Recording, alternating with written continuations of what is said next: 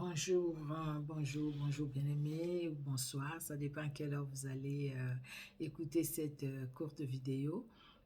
Pourquoi cette vidéo? Cette vidéo, c'est pour la lecture de la parole de Dieu que nous avons commencé depuis les premiers jours de cette année, de cette année, depuis le premier jour, et nous y allons petit à petit, chaque jour, le Seigneur nous fait grâce, chaque jour, le Seigneur nous accorde sa bonté est là dans nos vies, chaque jour, le Seigneur permet que nous puissions être ensemble, afin que nous puissions faire la lecture ensemble, vous et nous, vous et moi, vous et les autres bien-aimés aussi qui font cette lecture biblique sur la plateforme des femmes messagères. Que Dieu vous bénisse. Nous allons prier. Merci les puissants de Jacob, merci les saints d'Israël, toi qui as veillé sur nous depuis le matin, tu as veillé sur nous, tu nous as gardés, tu as combattu pour nous, tu nous as donné la victoire. Merci Seigneur Dieu de gloire pour ta parole qui nous fait du bien, ta parole qui nous libère et qui nous a franchis. Nous recommandons ces moments de la lecture de ta parole entre tes mains, Seigneur Dieu, souverain et victorieux. Seigneur, merci de nous pardonner, de nous laver par ton sang qui a coulé à la croix de Golgotha. Et merci Seigneur de nous remplir de la plénitude de ton Esprit Saint, l'esprit de force, l'esprit de vérité, l'esprit de connaissance, l'esprit d'intelligence, l'esprit de sagesse, l'esprit de dons, l'esprit de talent. Que le Saint-Esprit bénisse ces moments et te glorifie dans nos cœurs, dans nos vies éternelles, Dieu de gloire, au nom puissant de Jésus-Christ. Amen. Amen, amen. Que Dieu vous bénisse, bien-aimés. Alors, nous sommes aujourd'hui le 27 mars. Le 27 mars. Donc, nous allons lire la lecture du 27 mars. Nous allons lire Exode 38, Jean 17, Psaume 69, de 1 à 18, et les Proverbes 12, le premier verset. Alors, nous commençons par Exode, le chapitre 38. Nous lisons, bien-aimés, au nom puissant de Jésus-Christ de Nazareth. Exode 38. Il fit l'autel des holocaustes de bois d'acacia. Sa longueur était de 5 coudées et sa largeur de 5 coudées. Il était carré et sa hauteur était de 3 coudées. Il fit aux 4 coins des cornes qui sortaient de l'autel et il les couvrit des reins. Il fit tous les ustensiles de l'autel, le cendrier, les pelles, les bassins, les fourchettes et les brasiers. Il fit des reins, tous ces ustensiles. Et il fit pour l'autel une grille d'airain en forme de treillis qu'il plaça au-dessous du rebord de l'autel et à partir du bas jusqu'à la moitié de la hauteur de l'autel. Il fondit 4 anneaux qu'il mit aux 4 coins de la grille d'airain pour recevoir les barres. Il fit des barres de bois d'acacia et les couvrit d'airain. Il passa dans les anneaux aux côtés de l'autel les barres qui servaient à les porter. Il les fit creux avec des planches. Il fit la cuve de rein avec sa base de rein en employant les miroirs des femmes qui s'assemblaient à l'entrée de la tente d'assignation. Il fit les parvis du côté du midi. Il y avait pour former les parvis des toiles de fin lin retors sur une longueur de 100 coudées, avec 100 colonnes posant sur 20 bases de reins. Les crochets des colonnes et leurs tringles étaient d'argent. Du côté du nord, il y avait 100 coudées d'étoiles avec 20 colonnes et leurs 20 bases de reins. Les crochets des colonnes et leurs tringles étaient d'argent. Du côté de l'Occident, il y avait 50 coudées d'étoiles avec 10 colonnes et leurs 10 bases. Les crochets des colonnes et leurs tringles étaient d'argent. Du côté de l'Orient, sur les 50 coudées de largeur, il y avait pour une aile 15 coudées d'étoiles avec 3 colonnes et leurs 3 bases. Et pour la seconde aile qui leur correspondait de l'autre côté de la porte du parvis, 15 coudées d'étoiles avec 3 colonnes et leurs 3 bases. Toutes les toiles formant l'enceinte du parvis étaient de fin lin retors. Les bases pour les colonnes étaient des reins. Les crochets des colonnes et leurs tringles étaient d'argent et leurs chapiteaux étaient couverts d'argent. Toutes les colonnes du parvis étaient jointes par des tringles d'argent. Les rideaux de la porte du parvis étaient un ouvrage de broderie en fil bleu, pourpre et cramoisi, et enfin lin retors. Il avait une longueur de 20 coudées, et sa hauteur était de 5 coudées, comme la largeur de toile du parvis. Ces 4 colonnes et leurs 4 bases étaient des reins. Les crochets et leurs tringles étaient d'argent, et leurs chapiteaux étaient couverts d'argent. Tous les pieds de l'enceinte du tabernacle et du parvis étaient des reins. Voici les comptes du tabernacle d'assignation révisé, d'après l'ordre de Moïse par les soins des Lévites, sous la direction d'Ithamar, fils du sacrificateur Aaron. Betsaleel, fils d'Uri, fils de Hur, de la tribu de Juda, fit tout ce que l'Éternel avait ordonné à Moïse. Il eut pour aide Oholiab, fils d'Abi. Je reprends le verset 22. Betsaël, fils d'Uri, fils de Hur, de la tribu de Juda, fit tout ce que l'Éternel avait ordonné à Moïse. Il eut pour aide Oholiab, fils d'Abisamak, de la tribu de Dan, habile à graver, à inventer et à broder sur les étoiles teintes en bleu, en pourpre, en cramoisi et sur le fin lin. Le total de l'or employé à l'œuvre pour tous les travaux du sanctuaire.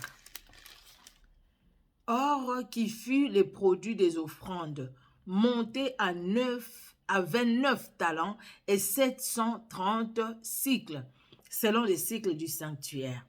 L'argent de ceux de l'assemblée dont on fit les dénombrements montait à 100 talents et 1775 cycles, selon les cycles du sanctuaire. C'était un demi-cycle par tête, la moitié d'un cycle selon les cycles du sanctuaire, pour chaque homme compris dans les dénombrements, depuis l'âge de 20 ans et au-dessus, soit pour 603 550 hommes, 603 550 hommes. Les 100 talents d'argent servirent à fondre les bases du sanctuaire et les bases du voile. 100 bases pour les 100 talents, un talent pour base. Et avec les 1775 cycles, on fit les crochets et les tringles pour les colonnes et on couvrit les chapiteaux. Les reins des offrandes montaient à 70 talents et 2400 cycles. On en fit des bases de l'entrée de la tente d'assignation, l'autel des reins avec sa grille et tous les ustensiles de l'autel. Les bases du parvis tout autour et les bases de la porte du parvis et tous les pieds de l'enceinte du tabernacle et du parvis. Quelle implication, quelle motivation pour l'œuvre de Dieu. Merci Seigneur. Waouh. Que Dieu soit glorifié. Alors, nous allons dans le livre de Jean au chapitre 17. Alors, Jean, chapitre 17, nous sommes dans le Nouveau Testament. Jean, chapitre 17. La Bible nous dit: après avoir ainsi parlé, Jésus leva les yeux au ciel et dit: Père, l'heure est venue, glorifie ton Fils, afin que ton Fils te glorifie, selon que tu lui as donné pouvoir sur toutes tes chairs, afin qu'il accorde la vie éternelle à tous ceux que tu lui as donnés. Or, La vie éternelle, c'est qu'ils te connaissent, toi, le seul vrai Dieu, et celui que tu as envoyé, Jésus-Christ. Je t'ai glorifié sur la terre, j'ai achevé l'œuvre que tu m'as donnée à faire, et maintenant, toi, Père, glorifie-moi auprès de toi-même de la gloire que j'avais auprès de toi avant que le monde soit. J'ai fait connaître ton nom aux hommes que tu m'as donnés du milieu du monde. Ils étaient à toi et tu me les as donnés et ils ont gardé ta parole. Maintenant, ils ont connu que tout ce que tu m'as donné vient de toi, car je leur ai donné les paroles que tu m'as données et ils les ont reçues et ils ont vraiment connu que je suis sorti de toi et ils ont cru que tu m'as envoyé. C'est pour eux que je prie. Je ne prie pas pour le monde, mais pour ceux que tu m'as donnés, parce qu'ils sont à toi. Et tout ce qui est à moi est à toi. Et ce qui est à toi est à moi. Et je suis glorifié en eux. Je ne suis plus dans le monde, et ils sont dans le monde. Et je veux à toi, Père, Saint, garde en ton nom ce que tu m'as donné, afin qu'ils soient un comme nous. Lorsque j'étais avec eux dans le monde, je les gardais en ton nom. J'ai gardé ceux que tu m'as donnés et aucun d'eux ne s'est perdu. Sinon, les fils de perdition, afin que l'écriture soit accomplie. Et maintenant, je vais à toi. Et je dis ces choses dans le monde, afin qu'ils aient en eux ma joie parfaite.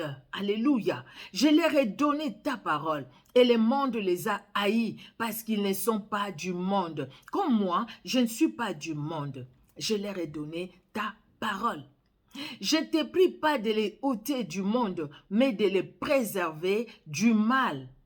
Ils ne sont pas du monde, comme moi je ne suis pas du monde. Sanctifie-les par ta vérité. Ta parole est la vérité. Comme tu m'as envoyé dans le monde, je les ai aussi envoyés dans le monde.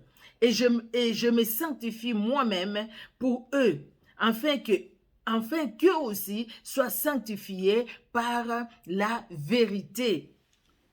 Ce n'est pas pour eux seulement que je prie, mais encore pour ceux qui croiront en moi par leur parole, afin que tous soient un, comme toi, Père, tu es en moi et comme je suis en toi, afin qu'eux aussi soient un en nous, pour que le monde croit le monde croit que tu m'as envoyé.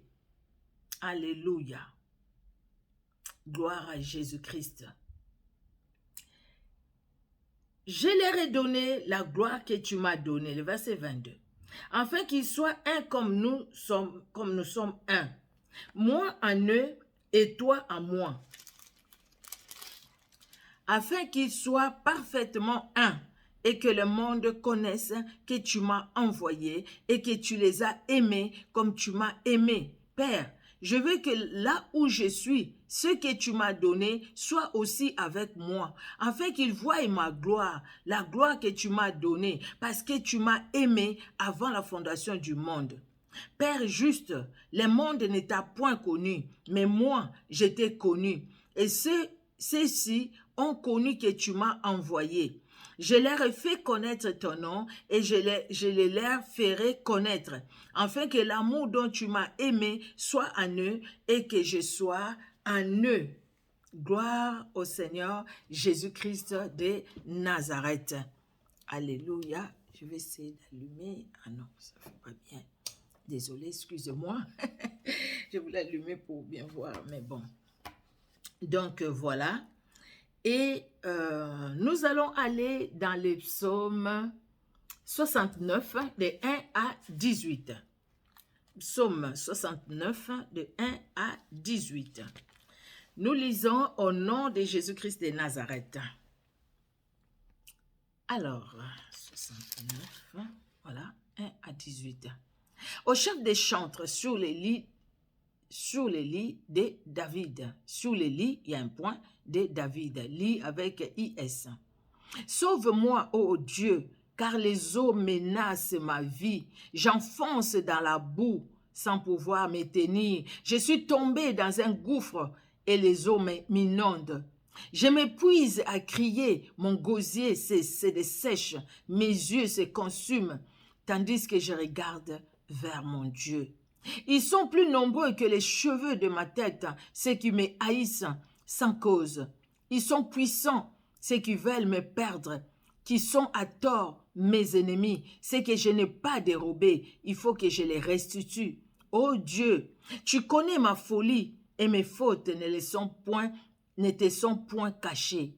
Que ceux qui espèrent en toi ne soient pas confus à cause de moi. Seigneur éternel des armées, que ceux qui te cherchent ne soient pas dans la honte à cause de moi, Dieu d'Israël.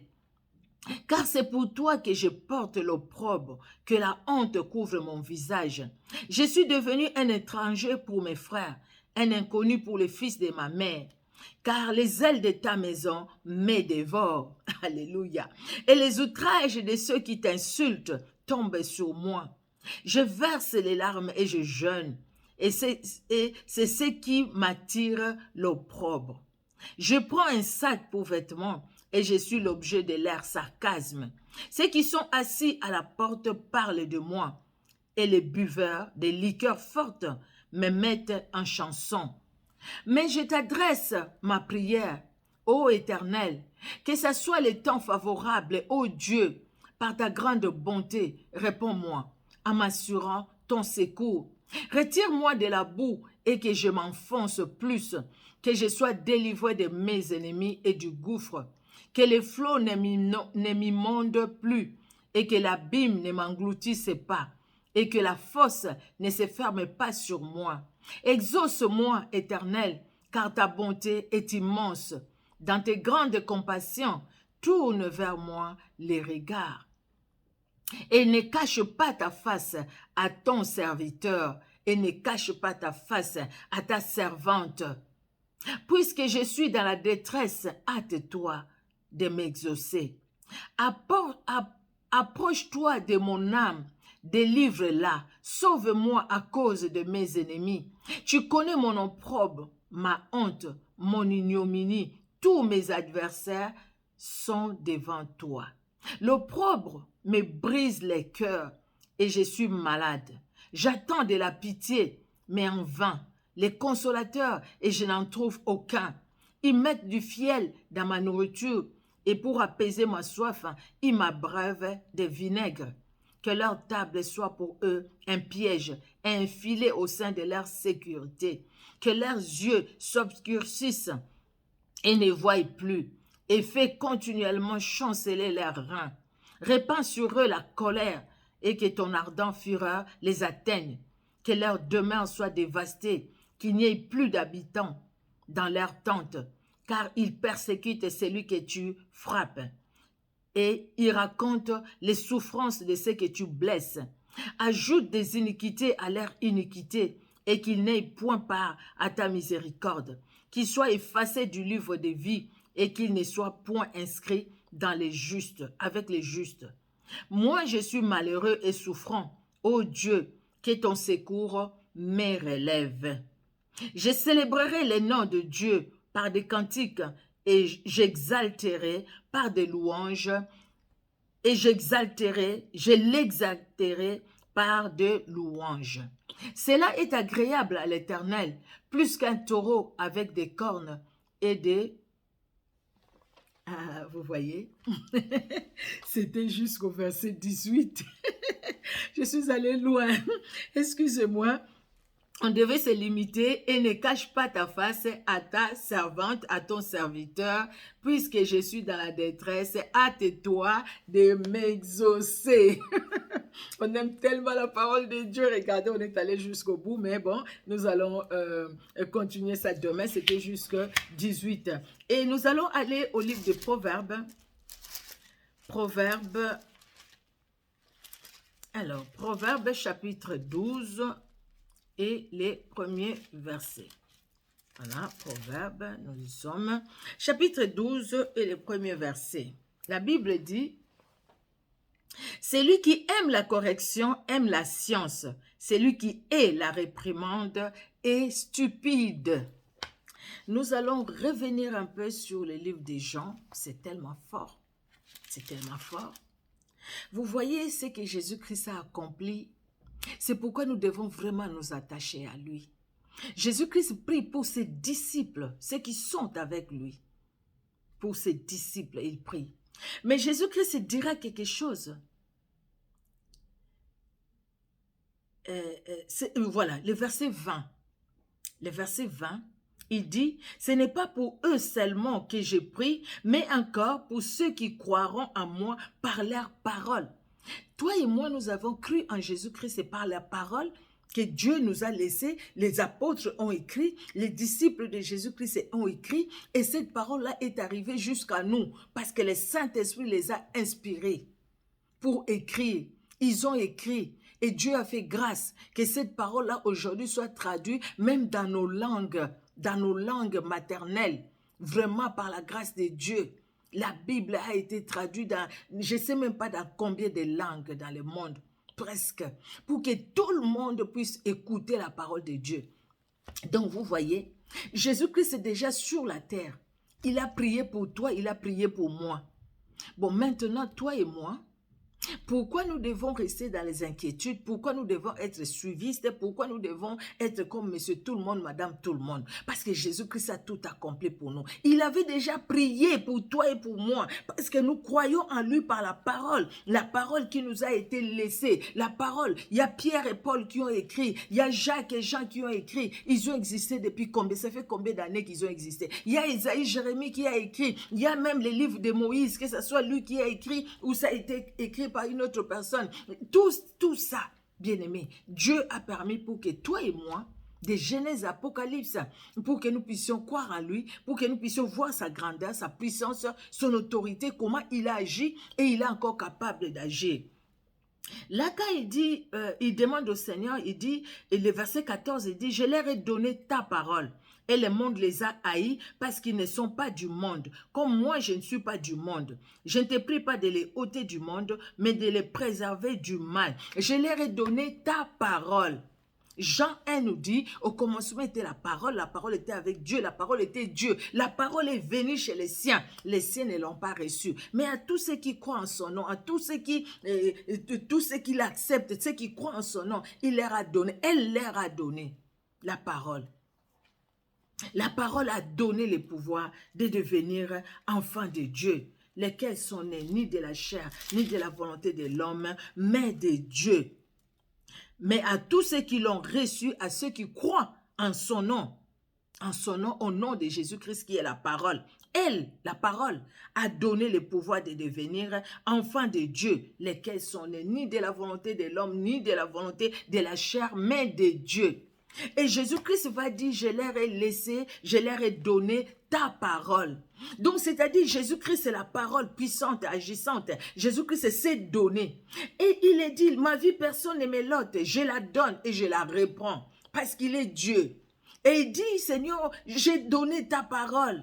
Parce que c'est la parole qui va nous sauver. C'est la parole qui va nous faire connaître Jésus-Christ. C'est la parole qui va nous faire grandir dans la foi. Bien-aimé, tu peux passer tout ton temps à demander la prière à gauche, à droite, c'est pas mauvais du tout. C'est pas mauvais de demander la prière. Mais toi-même, le temps que tu passes avec Dieu, lisons la parole, écoutons la parole. Voilà, le Seigneur nous a fait grâce. Depuis le 1er janvier, nous lisons la parole ensemble. Si vous ne pouvez pas écouter la parole, beaucoup de versions sur Google quand vous allez, sur les réseaux sociaux, pas tous en tout cas, mais la Bible est là. Sur Internet, je vais plutôt dire, la Bible est là, la parole de Dieu est là. Peut-être que tu n'as pas le temps, tu n'as pas écouté. Mais voilà, au travers de la parole de Dieu, au travers de ces ministères, des femmes messagères, au travers de cette plateforme, nous lisons la Bible avec vous.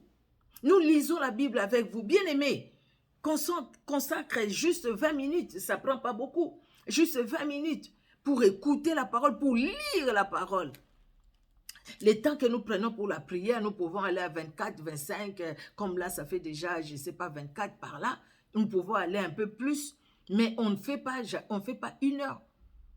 Donc, Jésus-Christ dit, dans sa prière, c'est la dernière prière qu'il a fait, prière sacerdotale, Jésus-Christ va dire, je leur ai donné ta parole.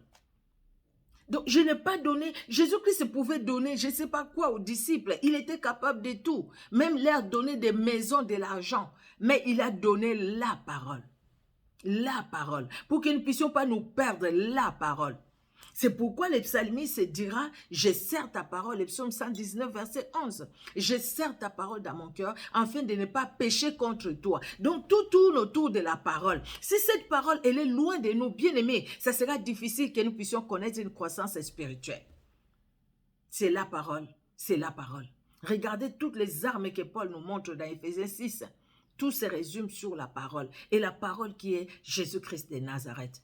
C'est vrai, c'est le moment de la lecture de la parole, c'est pas de la lecture de la Bible, la parole de Dieu, c'est pas un moment de prédication, mais cette parole, elle est tellement forte. Réalisons encore cette prière, bien-aimés, écoutons-la, réalisons et voyons les grandes choses que Jésus-Christ a accomplies à la croix de Golgotha pour toi et pour moi. Même quand il était sur la terre déjà, il avait pensé à nous. Même en quittant le ciel pour venir sur la terre, il avait pensé à nous. C'est pourquoi il a accepté de s'humilier comme ça. Parce qu'il avait pensé à nous. Il avait pensé aussi à toi et à moi. Même si nous ne sommes pas juifs par naissance, nous ne sommes pas des juifs par naissance. Mais Jésus-Christ a fait de nous, bien-aimés, des Israélites spirituels parce qu'il nous a rachetés. Il nous a rachetés, nous avions cru en lui par la parole que les disciples nous ont laissée. Par cette parole, ceux qui ont vécu avec Jésus-Christ, même ceux qui n'ont pas vécu avec lui dans la chair comme Paul. Comme Luc qui n'était pas là avec lui, mais qui dit lui-même qu'il a appris les récits, on lui a raconté, et puis il a vérifié, il a fait des analyses, des enquêtes, et puis il a écrit ce qu'il a écrit. Vous voyez, bien-aimés, que Dieu nous bénisse tous. On se donne rendez-vous demain pour la suite de ces moments de la lecture biblique. Merci Seigneur Dieu de gloire pour ta fidélité, pour ta grandeur, pour ton amour, toi la parole puissante et agissante. Merci parce que tu nous as donné ta parole et tu as prié pour que nous, dans ce monde où nous sommes, où il y a des mauvaises choses, Seigneur, que nous ne puissions pas vivre selon les mondes, selon les systèmes de ce monde. Mais Seigneur Dieu de gloire, que nous puissions vivre, être des lumières, les sels de la terre, que nous puissions vivre selon ta parole. Merci pour ta parole qui est la vie. Merci pour tout éternel.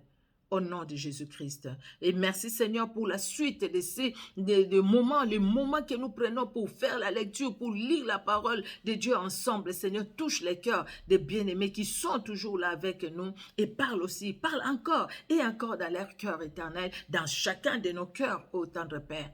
Au nom de Jésus-Christ, nous t'avons prié. Amen.